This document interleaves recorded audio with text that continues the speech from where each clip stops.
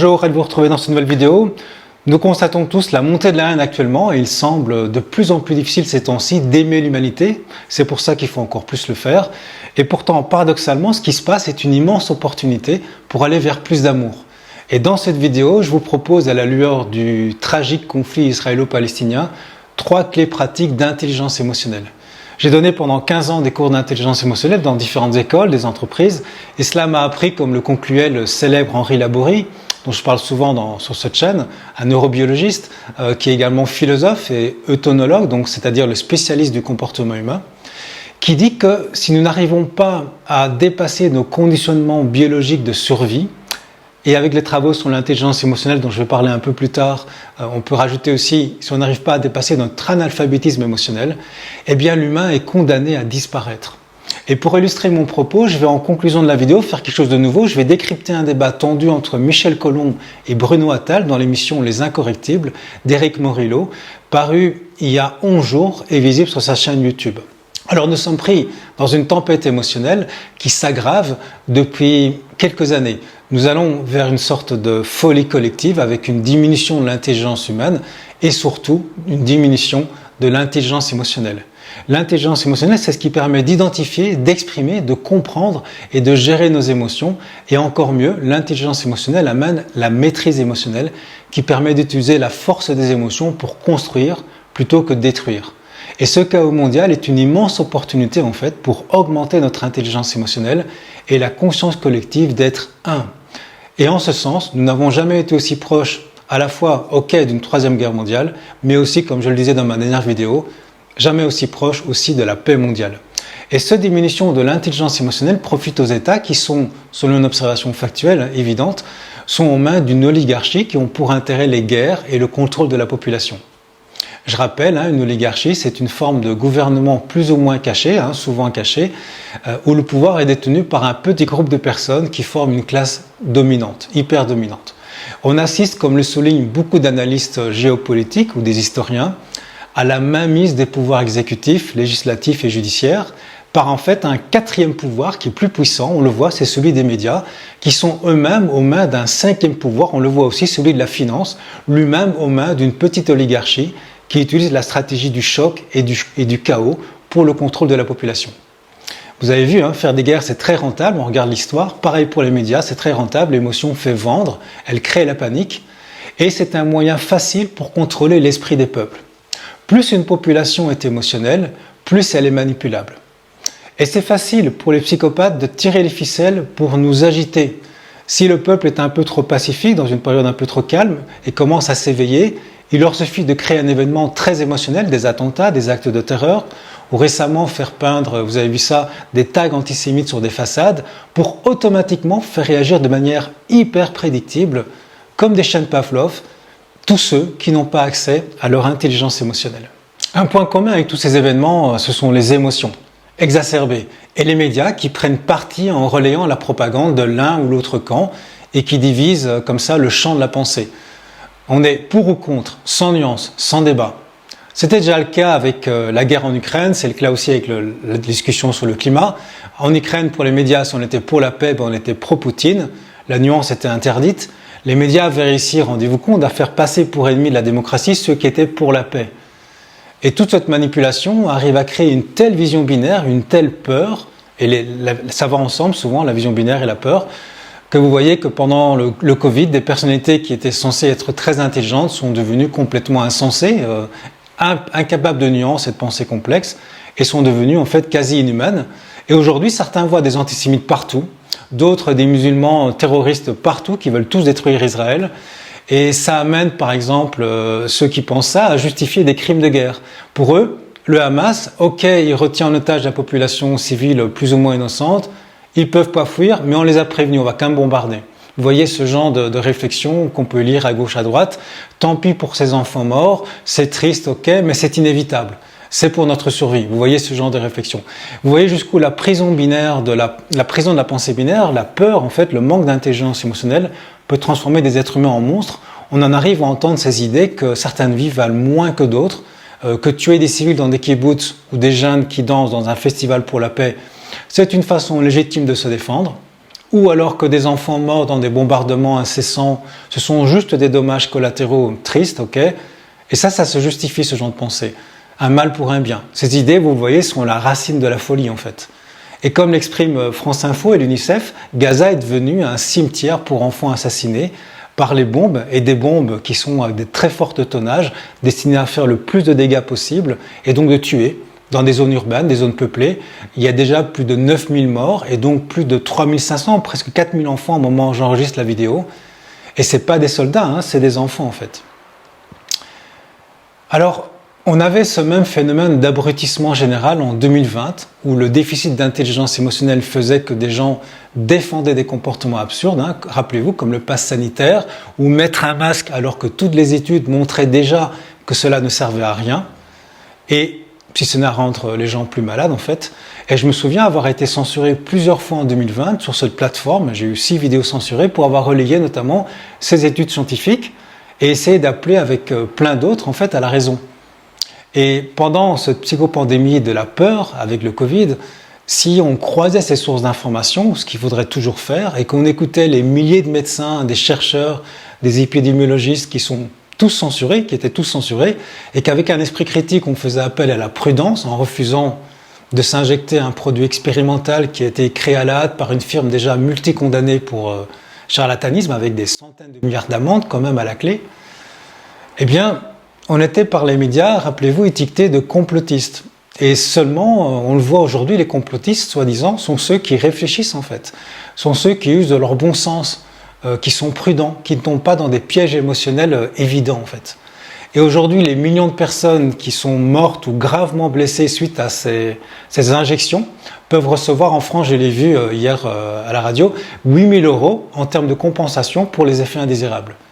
Eh bien, je ne sais pas vous, mais moi je préfère garder ma santé, ma dignité et avoir évité d'obtenir ces 8 000 € en jouant au Kobe et en étant resté dans le groupe témoin de cette immense expérience, un peu comme l'expérience de Stanley Milgram, mais planétaire cette fois-ci, une expérience de soumission à l'autorité. Et déjà en 2020, si on s'informait, rappelez-vous, un peu en dehors des médias subventionnés, qui jouent sur l'émotion donc, il était facile d'avoir l'information officielle que ces produits créent énormément d'effets indésirables. C'était marqué dans les documents officiels, et les contrats bien cachés pour éviter qu'on le voie mentionnent que les fabricants ne connaissent pas en fait les effets à long terme et se dédouanent de toute responsabilité. Alors on comprend maintenant pourquoi est-ce qu'ils les ont cachés le maximum, mais maintenant c'est en train de sortir. Et donc il était tout aussi facile de voir à l'époque que des traitements simples existaient et qu'ils ont été interdits par ces gouvernements, ils ont été diabolisés pour favoriser des milliards de bénéfices sur les vaccins. Il suffisait en fait, c'était simple, de croiser des sources d'informations calmement, c'était juste du bon sens en fait. Et pourtant ce bon sens était inaccessible à la plupart. Pourquoi ? À cause de l'hystérie émotionnelle collective qui a été rendue possible par les médias. Les médias, en fait, en mettant de l'huile sur le feu, ont contribué à cette bouffée délirante collective. Et c'est encore maintenant le cas aujourd'hui, ça recommence avec ce qui se passe au Proche-Orient.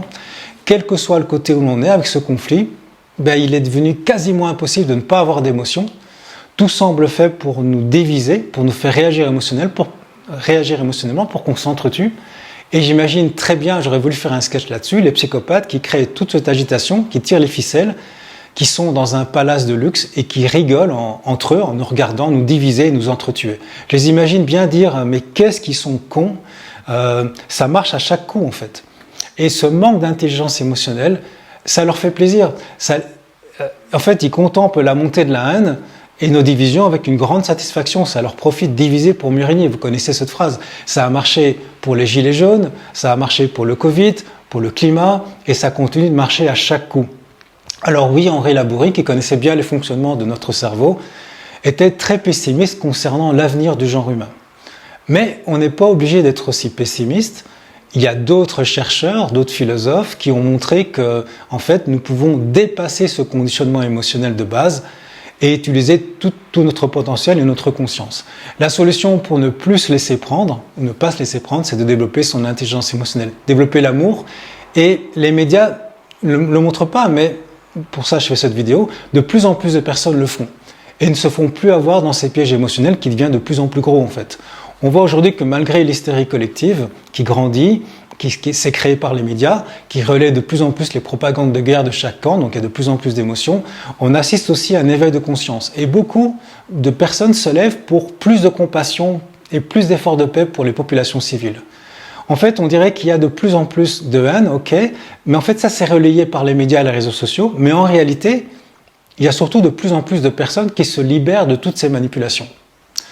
Et ces manipulations sont tellement énormes et consécutives que ça réveille de plus en plus de monde.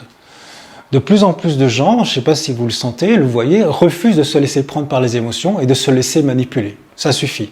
Ils refusent d'être dans un des deux camps, mais plutôt dans le troisième camp. Le troisième camp, c'est celui de la paix, celui des peuples, celui de l'intelligence, celui de l'amour. Et pour ce troisième camp, qui est plus lucide, les vrais ennemis ne sont pas les gens d'en face, ce sont nos frères en fait, qui sont manipulés comme nous. Par exemple, entre un soldat ukrainien et un soldat russe, si on enlève l'uniforme, quelle différence? Entre un enfant palestinien et un enfant israélien, quelle différence au fond? Et ça me rappelle d'ailleurs ce super film que j'avais vu, qui s'appelle, je crois, Le fils de l'autre, de Lorraine Lévy, qui montre deux adolescents qui se rencontrent, l'un israélien et l'un palestinien, qui ont été échangés par erreur à la naissance dans une maternité. Et là, on voit bien dans ce film le conditionnement qui nous sépare, alors que nous sommes au fond tous pareils. Les vrais ennemis sont ceux qui nous manipulent, qui manipulent nos émotions et les exacerbent, comme l'explique le célèbre Michel Maffezoli, que je vous conseille également de lire.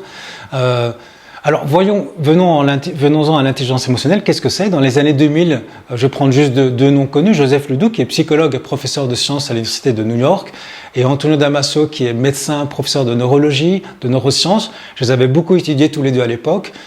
En fait, ils ont mis en évidence, entre autres, que l'amygdale, donc l'amygdale, c'est situé dans la partie antérieure du lobe frontal, on peut dire que c'est le cerveau émotionnel, c'est la sentinelle émotionnelle. Eh bien, ce cerveau émotionnel, il va être déconnecté de la partie préfrontale de notre cerveau en cas de stress, en cas d'émotion intense. L'émotion va en quelque sorte court-circuiter l'analyse rationnelle qu'on peut avoir dans cette partie du cerveau, et ça va se faire pour des raisons de survie. Et donc, les émotions prennent en otage, en quelque sorte, notre raison, notre conscience. En situation de peur chronique, de stress, de traumatisme, nous sommes neuronalement quasi incapables, pour la plupart, vous vous en rendez compte, d'actionner de pensées complexes. On est trop dans l'émotion, on n'arrive plus à nuancer. Et en fait, on n'a plus de créativité. Également, on n'arrive pas à se mettre en question. Il faut d'abord se calmer. Nous sommes aussi incapables de déceler les manipulations complexes, bien entendu, dans cet état. Et donc, la personne qui est dans cet état émotionnel n'a plus accès à son bon sens et à la nuance. Pour elle, il y a les bons et les méchants. Elle va choisir les discours les plus simples et se rapprocher d'un état quasi animal en fait. Les neurosciences et les recherches dans le domaine de l'intelligence émotionnelle nous démontrent d'ailleurs que nous sommes en quelque sorte essentiellement un peu comme des caméléons émotionnels et comme des animaux de meute dans cet état en fait. Et comme le décrit aussi Howard Bloom qui a écrit Le Principe de Lucifer, c'est un super livre, je vous le conseille de lire, c'est assez renversant. Ce qui nous motive pour lui, c'est pas nos actions, ce qui motive nos actions, c'est pas nos valeurs, mais ce sont les forces qu'il nomme préséance, c'est-à-dire les rapports de force et la loi du plus fort. Et Jacques Fradin, qui est médecin et disciple de fameux Henri Laborie, a mis en évidence dans sa théorie des 4 territoires préfrontaux l'importance du cerveau paléolimbique, c'est-à-dire la partie la plus ancienne du cerveau limbique. Et cette partie du cerveau gère les rapports de force et définit dès le plus jeune âge le curseur entre les dominants et les dominés. Et en situation de peur chronique, notre cerveau bloque le préfrontal, donc cette partie où on peut raisonner, qui est le siège de notre conscience, de notre pensée complexe, et il nous rend prisonniers des cerveaux néo- et paléolimbiques, on les appelle comme ça. Et donc ces cerveaux nous font agir comme des bêtes en fait, dans une meute. On scrute inconsciemment les rapports de force pour se soumettre servilement aux plus dominants, à la majorité. C'est ce qu'on a vu pendant le Covid. Rappelez-vous, si les médias avaient donné le là en montrant l'arnaque commerciale des soi-disant vaccins et en montrant que les traitements existent et que ces firmes paient des politiques pour essayer de les interdire, eh bien, si les médias avaient montré ça, tous ceux qui ont suivi comme des moutons les consignes sanitaires absurdes à l'époque, rappelez-vous, ça aurait été les mêmes qui auraient insulté ceux qui défendaient ces injections et qui exigeaient qu'on mette des masques avec ces mesures sanitaires, rappelez-vous. Et donc Platon, en fait, avait vu juste avec son allégorie de la caverne, nous préférons, dans cet état émotionnel, suivre le troupeau plutôt que de connaître la vérité. Nous préférons en fait la conformité à la vérité. Et c'est quand l'intelligence émotionnelle est coupée, et ça, si l'intelligence n'est pas développée, nous allons vers la Troisième Guerre mondiale en fait. Mais on l'a vu, et c'est ça l'espoir, c'est que depuis les Gilets jaunes, l'Ukraine, la psychopandémie de la peur, l'arnaque du climat pour un contrôle absurde à la chinoise, et maintenant les événements tragiques du Proche-Orient, de plus en plus de personnes se réveillent devant tant d'absurdités. Des gens sortent d'une sorte de léthargie, d'hypnose collective en fait, qui les rendait naïfs et soumis aux autorités. Et comme le dit Julian Assange, le journaliste le plus primé du monde, qui croupit à l'isolement dans une prison en Angleterre de haute sécurité, toutes les guerres, même celles contre un virus, depuis 50 ans, toutes ces guerres sont le résultat du mensonge des médias. Alors, à la lueur du conflit israélo-palestinien, c'est quoi développer son intelligence émotionnelle? Je vous propose de voir maintenant les 3 clés.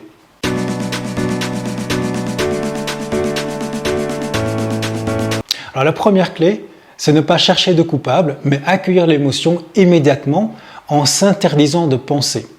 La pensée et l'émotion, c'est un peu comme les 2 faces d'une même pièce, et où les 2 roues d'un vélo, elles s'interstimulent. Et donc la clé, c'est de porter son attention sur l'émotion, sur les sensations de l'émotion, et non nos pensées, sinon on est parti. Et c'est primordial, accueillir dans le corps les sensations et postposer la recherche de coupables à plus tard. Et quand nous serons plus calmes, nous pourrons alors mettre notre attention sur la recherche d'informations pour comprendre, pour garder la nuance, garder la tête froide et croiser toujours de manière continue, c'est important, les sources d'informations pour ne pas tomber, dans ce cas-ci, dans la propagande de guerre de l'un ou l'autre camp. La deuxième clé, c'est préférer l'amour aux émotions. Lorsqu'on voit les horreurs, il est essentiel de distinguer l'empathie et la sympathie. Je ne sais pas si vous voyez la différence. La sympathie, ça veut dire souffrir avec. L'empathie, par contre, c'est plutôt montrer qu'on comprend l'autre, montrer qu'on comprend la souffrance de l'autre et arriver à lui montrer, arriver à lui faire sentir ça, mais sans se noyer soi-même dans les émotions. Des recherches avec des moines bouddhistes ont montré que devant des images d'horreur, comme on peut le voir avec ce qu'on voit actuellement à la télé, ceux qui ont la télé dans ces guerres, eh bien, les scans de leur cerveau affichent qu'ils ne sont pas dans la tristesse, mais qu'ils sont dans une sorte de grande compassion. Et cela donc ne déconnecte pas les fibres nerveuses qui relient le préfrontal avec leur cerveau émotionnel. Et donc ça leur permet, tout en étant dans la compassion, de continuer à garder la raison, le sang-froid, et ils ne tombent pas dans la colère non plus ni dans la haine, mais ils ne sombrent pas non plus dans la tristesse devant toutes ces horreurs. Et donc ça leur permet de garder une maîtrise émotionnelle. Parce que si on tombe dans les émotions, les psychopathes tirent profit de ces guerres et gagnent. Donc rester sur la voie de l'équilibre, c'est entre la froideur émotionnelle et l'hystérie émotionnelle. Et la troisième clé, c'est préférer l'empathie au parti pris. C'est-à-dire que celui qui a le plus de maturité émotionnelle doit faire l'effort de comprendre et de montrer qu'il a compris, car l'autre n'en est pas capable en fait. Entre vouloir montrer qu'on a raison et être empathique, eh bien il vaut mieux choisir l'empathie.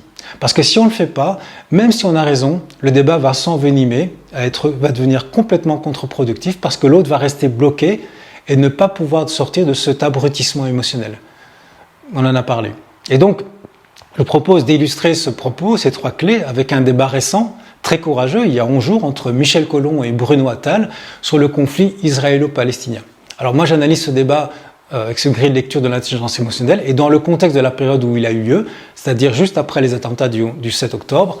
Et au moment où vous entendez la vidéo, il y aura peut-être un autre contexte. Et donc, je crois que les principes clés sur l'intelligence émotionnelle restent les mêmes, mais il y aura peut-être des changements dans le contexte. Alors personnellement, je trouve génial que des journalistes courageux comme Éric Morillo osent organiser des débats plutôt que de relayer la propagande de guerre ou de prendre parti pour un camp. D'ailleurs, il a souvent eu le courage d'inviter plusieurs personnalités qui avaient été censurées pendant ce Covid, la psychopandémie du Covid. Ils avaient gardé le bon sens. Et donc, il faut aussi saluer d'ailleurs le courage des 2 débatteurs qui s'exposent aux critiques des 2 camps et leur camp aussi. Alors, je vous propose de faire l'exercice suivant, c'est quand vous allez écouter le débat, essayez de ne pas tomber dans le piège du parti pris.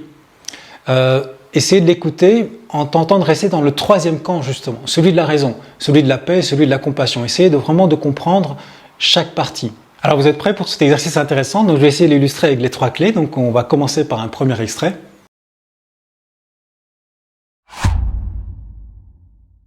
Alors un débat très sensible, je le disais, entre 2 personnalités que tout oppose sur le sujet et qui ont pourtant, malgré tout, accepté de débattre ensemble et je les en remercie. Alors je vais d'entrée bien les présenter. Tout d'abord à ma droite, il est journaliste, auteur belge, il est fondateur de la chaîne YouTube Investigation, sur laquelle d'ailleurs il a créé une playlist intitulée Télé-Palestine. Il est un ardent défenseur de la Palestine et il vient d'ailleurs de signer un ouvrage qui s'intitule Ukraine, la guerre des images, 50 exemples de désinformation. Michel Colomb, bonsoir. Bonsoir. Merci d'avoir accepté de participer à ce débat. Et puis à ma gauche, il est journaliste, lanceur d'alerte et il est fondateur de la chaîne YouTube Touche pas à mon flic.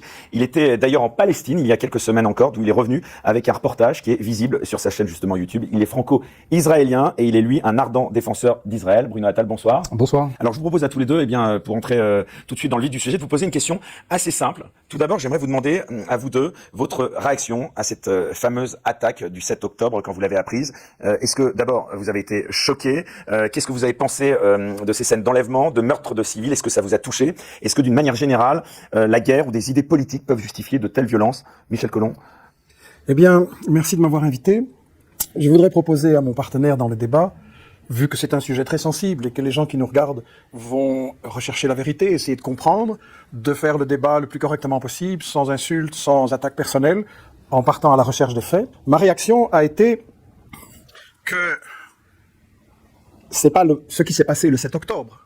Ce n'est qu'une conséquence, c'est un chapitre dans quelque chose qui dure depuis 75 ans. D'accord, mais sur le 7 octobre. Donc, Alors là, vous voyez, Michel Collomb, il a raison de cadrer au début pour que le débat reste raisonnable, mais à mon avis, il pêche par trop de rationalité et donc une absence d'empathie.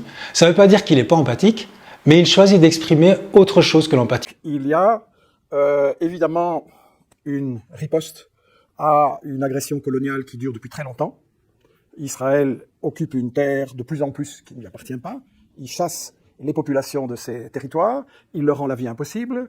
On détruit des maisons. Je veux dire, en toute période, pas seulement ces jours-ci, en toute période, on détruit des maisons, on arrache des oliviers séculaires, on met des enfants en prison, on les tue. On a déjà fait de multiples bombardements et destructions. Donc, il est normal, quelque part, que les gens qui sont agressés comme ça en permanence réagissent, se défendent. Je rappelle que le droit international et la charte de l'ONU reconnaissent qu'un peuple qui est occupé, qui est agressé sur son territoire, a le droit de choisir les moyens par lesquels il se défend, par lesquels il répond à cette occupation. Et donc, il faut constater que les Palestiniens ont tout essayé.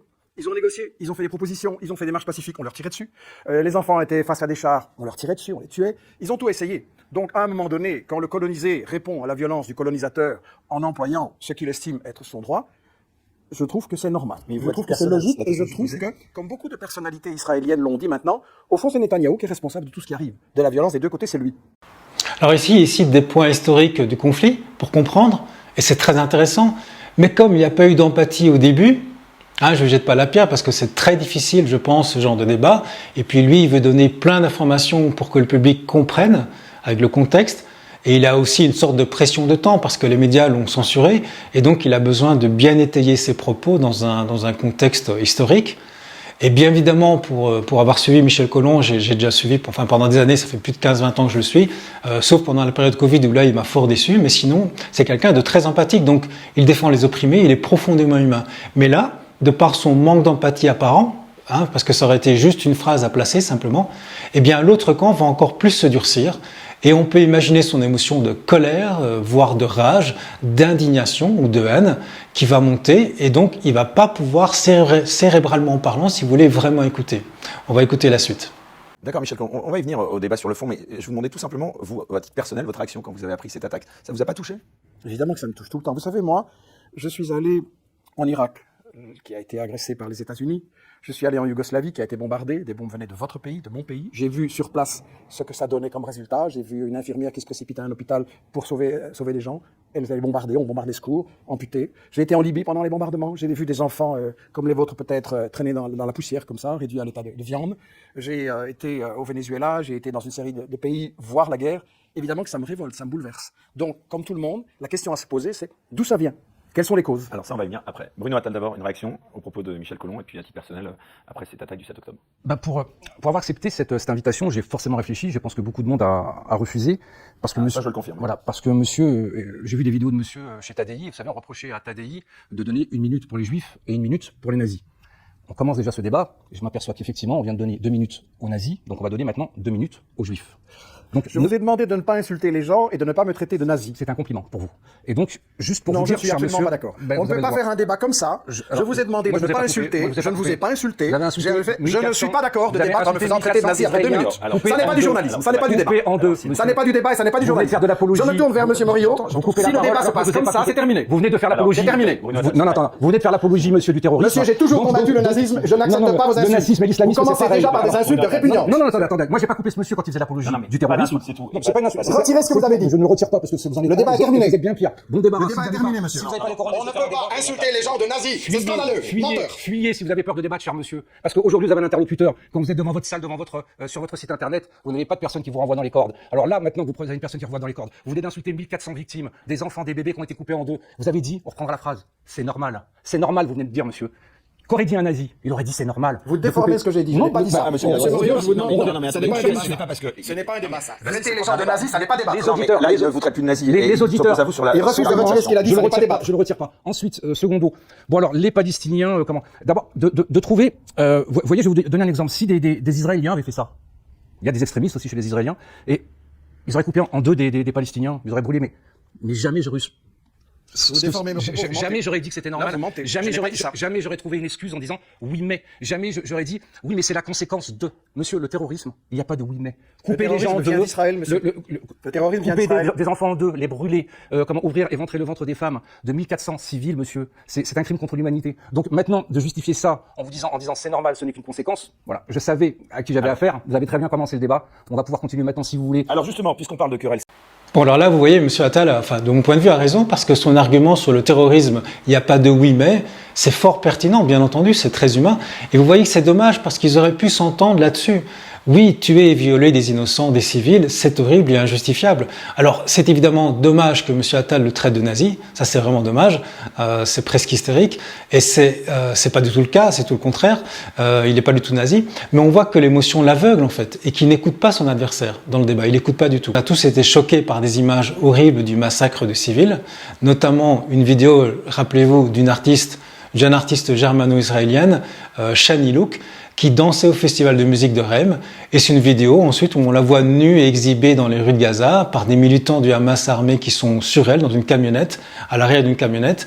Et elle a les cheveux complètement ensanglantés, elle est complètement nue.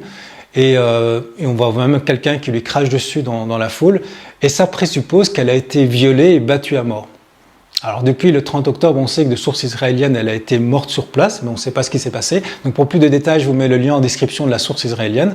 Et donc dans ce contexte hyper émotionnel de ce moment, il est inentendable pour une personne émotionnelle d'entendre que l'on ne condamne pas cette barbarie.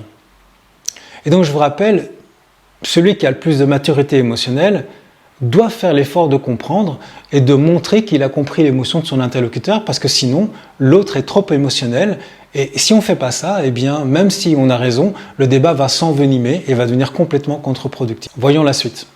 De mots, puisqu'en effet, c'est vrai que je vous demande vraiment encore une fois, Bruno Attal, de ne pas invectiver votre interlocuteur, mais en effet, les mots ont leur importance. Vous avez raison de le souligner, Michel Colomb, et il y en a un justement qui a beaucoup interpellé. Je m'excuse, on va tirer ceci au clair. Non, on va tirer ceci au clair. Premièrement, ce n'est pas du journalisme de commencer par insulter les nazis. Deuxièmement, on vient de déformer mes propos. Je m'excuse, je ne vais pas me laisser faire. On vient de déformer mes propos. Je n'ai pas dit que les morts des enfants et les atrocités qui ont été commises, et éventuellement les dérapages, c'est normal. J'ai dit qu'il est normal qu'il y ait une riposte, qu'il y ait une attaque contre Israël qui ne cesse pas d'attaquer depuis très longtemps et de faire beaucoup de choses. J'ai dit que c'est normal et qu'il faut comprendre les causes.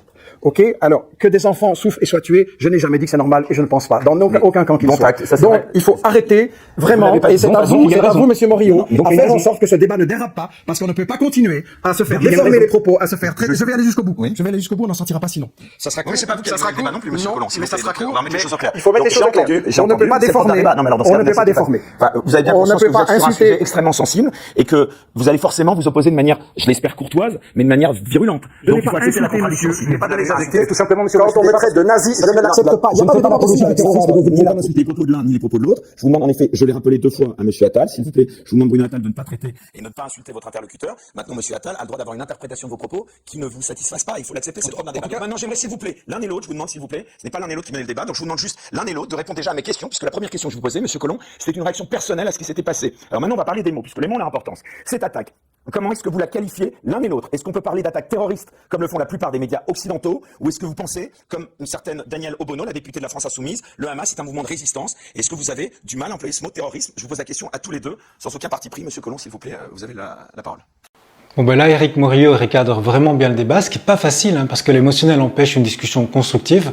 Vous voyez, quand il n'y a pas d'intelligence émotionnelle et qu'on est dans la tempête émotionnelle, eh bien, On cherche des coupables, on cherche à distinguer les bons et les méchants, et avec cette pensée binaire, on en arrive à justifier des horreurs, que ce soit du Hamas ou du gouvernement israélien, selon le camp auquel on s'identifie. Donc ça évite une pensée plus complexe pour comprendre comment des gens en sont arrivés à devenir fous et commettre de tels massacres sur des civils le 7 octobre. Et on le voit, l'engrenage de la violence s'accentue. La conséquence, c'est le terreau pour de futurs terroristes qui vont être ivres de vengeance. Et vous voyez, en fait, on s'en sort pas. Quand on met la main dans l'engrenage de la violence, dans le cycle de la violence, eh bien, c'est sans fin. C'est pour cela que de tels débats sont essentiels pour comprendre et surtout choisir un troisième camp qui est celui de la paix, celui de tous les civils des deux côtés. Est-ce que un peuple qui est occupé par une puissance coloniale a le droit ou non de résister? C'est ça la question. D'après l'ONU, oui. D'après le droit international, oui. Alors, qualifier la résistance de terroriste, ça, c'est ce que font les États-Unis, mais ils l'ont dit un peu tout le temps. Ils ont toujours traité leurs ennemis de terroristes, et Israël aussi. Il faut remonter au point de départ. Israël prend le territoire des Palestiniens, il les bombarde tous les 2 ou 3 ans. Mais ma question ça, est assez pour simple. moi, c'est du terrorisme. Et pourquoi posez-vous la question seulement sur le Hamas? Non mais attendez, pourquoi j'ai pas dit qu'on n'allait pas parler de la suite, des origines de ce conflit? Je vous pose une question qui me paraît assez simple. Est-ce que pour vous, et j'entendrai votre réponse, quelle qu'elle soit, est-ce que cette attaque est pour vous terroriste? Oui ou non? Ça me paraît, les mots, vous avez été très sensible aux mots qu'a employé M. Attal quand il a parlé de nazis. Je vous demande simplement, voilà, est-ce que cette attaque est pour vous terroriste? Qu'est-ce qui s'est passé avant cette attaque? Non mais vous ne voulez pas répondre à cette question. Si, je vais répondre. Mais vous faites des questions, je fais mes réponses. Qu'est-ce qui s'est passé avant cette attaque? Qu'est-ce qui s'est passé? C'est pas à moi de répondre, monsieur. C'est moi qui vous pose des questions. Je vous demande juste. C'est pas à moi qui suis interviewé. Ce qui s'est passé, c'est que pendant des semaines, Netanyahou a fait des provocations et des attaques sur le lieu saint pour les musulmans. C'est quelque chose que personne n'admet. Le pape François a déjà, dans des circonstances précédentes, dit que c'était insupportable d'insulter les gens dans leur foi. Il a fait une série de provocations, et on sait quand même que M. Netanyahou est extrêmement contesté en Israël même, dans une société très très divisée pour plusieurs raisons, dont la corruption, et que il avait quelque part besoin de provocation, d'un conflit, voire d'une guerre, pour s'en sortir. On le sait, ça. Donc, je pense que quand une puissance coloniale, qui, pour moi, pratique la terreur depuis longtemps, je rappelle la Nakba, je rappelle 67, je rappelle les gens qui ont été chassés par la terreur, il n'y a pas d'autre mot, beaucoup d'Israéliens disent comme moi, qui ont été chassés par la terreur de leur maison, de leur village, de leur terre, si vous ripostez, c'est de la résistance. Il peut y avoir dans la résistance, et on l'a dit dans une interview de Ziad Medou qui vient d'être publiée sur Télé Palestine que vous avez mentionné, il peut y avoir des dérapages, il peut y avoir des choses qui sont commises et qui sont à réprouver. J'ai 2 remarques là-dessus. La première, comme le montre l'Ukraine, la guerre des images, c'est qu'on doit faire très très attention sur les images. Une image en soi ne dit pas la vérité. Elle peut avoir été déformée, ça peut s'être passé à un autre moment, dans un autre contexte, et ça ne montre pas forcément ce que le commentaire dit. Sur ce livre, que je vous invite à lire, que j'invite chacun à discuter, j'arrive. Est-ce que vous êtes d'accord qu'on peut manipuler sur les images, et donc est-ce que vous trouvez normal que je vous dise, vous parlez de terrorisme, je dis vérifions d'abord les faits. On nous a parlé de 40 bébés décapités, d'accord? Ça c'est évidemment effrayant. Ça a fait la une dans la presse anglo-saxonne. Biden a dit c'est impossible un mouvement terroriste, 40 bébés décapités. C'est complètement faux. Alors là, c'est évidemment important, comme le souligne Monsieur Collomb, de ne pas sauter à pieds joints dans le premier piège émotionnel que les psychopathes nous tendent. On le sait, la propagande de guerre a pour but de créer des émotions dans son propre camp pour justifier la guerre. C'est la stratégie du choc qui est bien connue en fait, et l'histoire nous a montré que dans pratiquement toutes les guerres, on a créé ou inventé de toutes pièces des drames humains effroyables pour frapper l'opinion publique et pour qu'elle accepte ou qu'elle soutienne les guerres. Ça a été dévoilé pour toutes les guerres qu'on a connues ces 50 dernières années, le Vietnam, les 2 guerres du Golfe, rappelez-vous les mensonges des couveuses, Ukraine, et puis vous avez aussi Idriss Aberkan qui en parle très très bien régulièrement sur sa chaîne YouTube, je vous invite à aller voir. Et je termine maintenant avec la suite. Dans mon bouquin, il y a des dizaines d'exemples de ce genre. Sur Israël et la Palestine, il y en a déjà eu beaucoup avant. Donc je vous dis, 1, vérifions les images. 2, je ne dis pas que tout est faux, je dis que ça prend un peu du temps de vérifier. Donc les attaques ont été vérifiées et a priori actées de part et d'autre. Ces enlèvements, ces meurtres, ces assassinats, ils sont pas évidents pour vous? Vous parlez d'enlèvement et de prise d'otages. Oui. Que fait Israël en enfermant les Gazaouites dans un camp de concentration à ciel ouvert où les conditions sont intenables et poussent au désespoir? Que fait Israël en prenant des gens, en mettant des gens en prison pour leurs opinions politiques, depuis des dizaines d'années parfois, sans jugement, et même des enfants en prison sans jugement? Est-ce que c'est, oui ou non, de la prise d'otage et, pour moi, du terrorisme? Je peux répondre? Oui ou non? Alors, je regrette juste que vous n'ayez pas répondu à ma question qui était simple. On y vient. Vous avez dit qu'on a 1h30, on y vient. Oui, mais on va je ne suis pas d'accord qu'on commence par poser la question en disant les résistants sont des terroristes, les condamnés. Le Hamas, c'est un mouvement de résistance. Oui, le Hamas est un mouvement de résistance. J'ai parlé de nazis, maintenant on a du négationnisme et de l'apologie du terrorisme. Donc vous cumulez toutes les tâches, cher monsieur. Alors maintenant, d'aller jusqu'à contester ce qui est arrivé. C'est-à-dire que ça doit être une maladie en vous, vraiment, mais horrible. Je n'aimerais pas être vous, franchement. De parler de Gaza qui serait une prison à ciel ouvert. Et les Égyptiens, alors?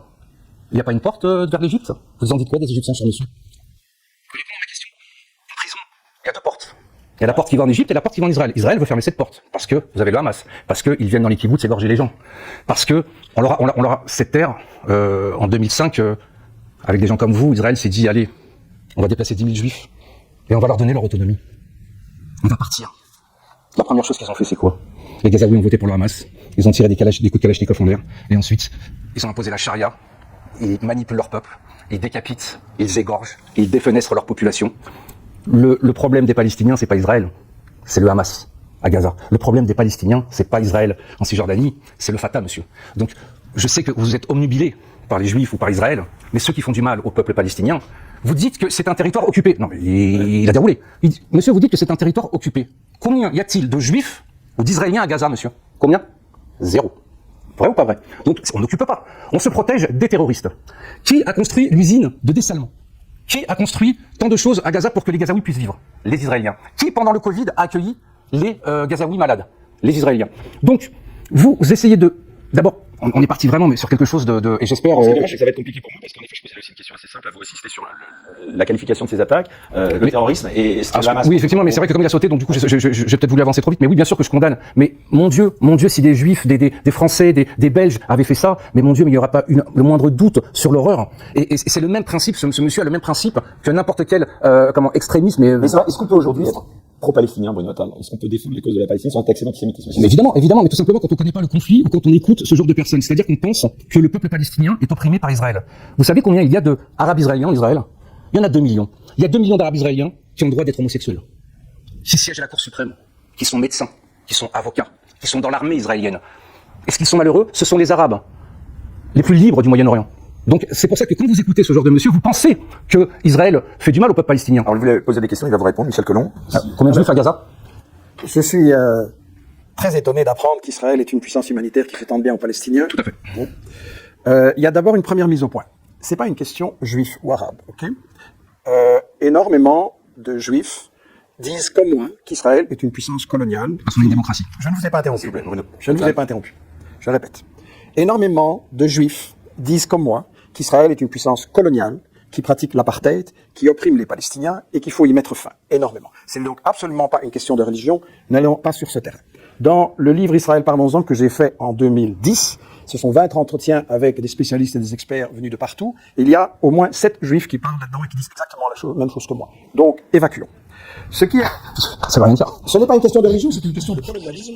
Et j'ai eu un débat notamment avec un juif palestinien, Ilan Halevi, sur ce livre, malheureusement décédé depuis, et il disait exactement les mêmes choses que moi. C'est pas une guerre de religion, ça, les États-Unis et Netanyahou voudraient le faire croire, c'est une guerre coloniale, une guerre d'occupation d'un territoire qui ne vous appartient pas, tout simplement. Maintenant, ce qui est très très important, c'est que, Monsieur Morio, Alors vous voyez qu'il y a des arguments très intéressants des deux côtés. Je vais arrêter là, ça donne envie d'aller plus loin, de voir la suite. Je vous invite à la voir, ce débat est très intéressant. Je vous mets le lien du débat dans la description de la vidéo, de la chaîne de Eric Morio.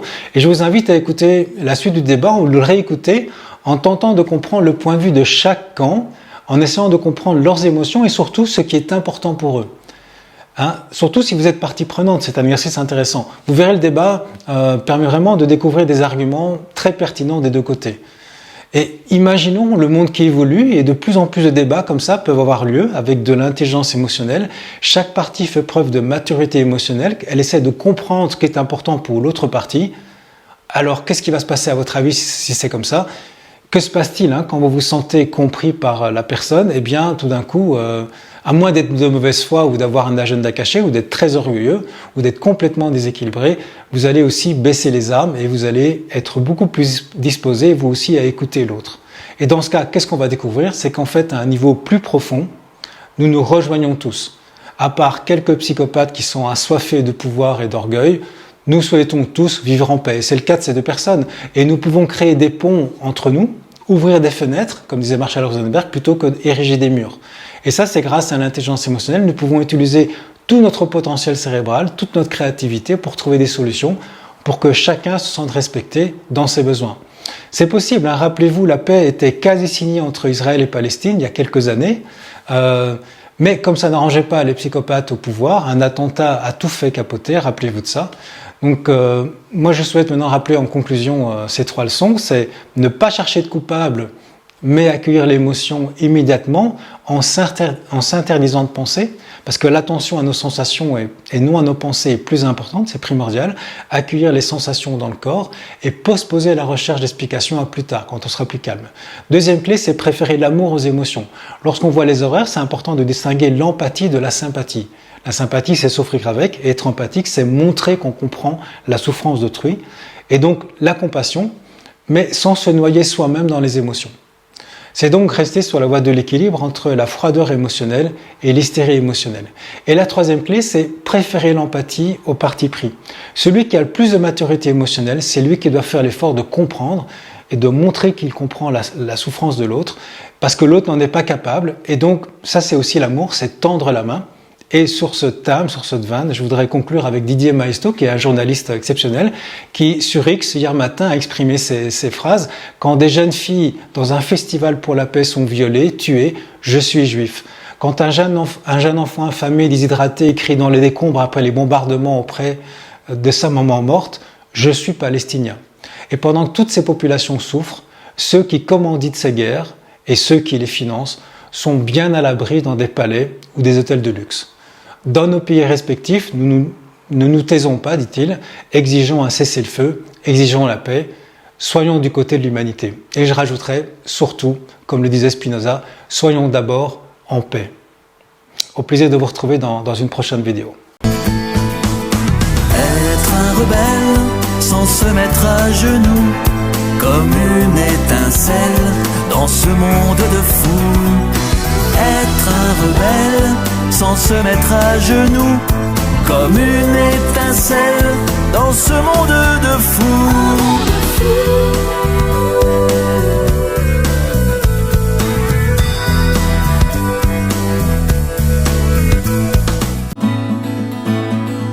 Nos cœurs vibrent, nous allons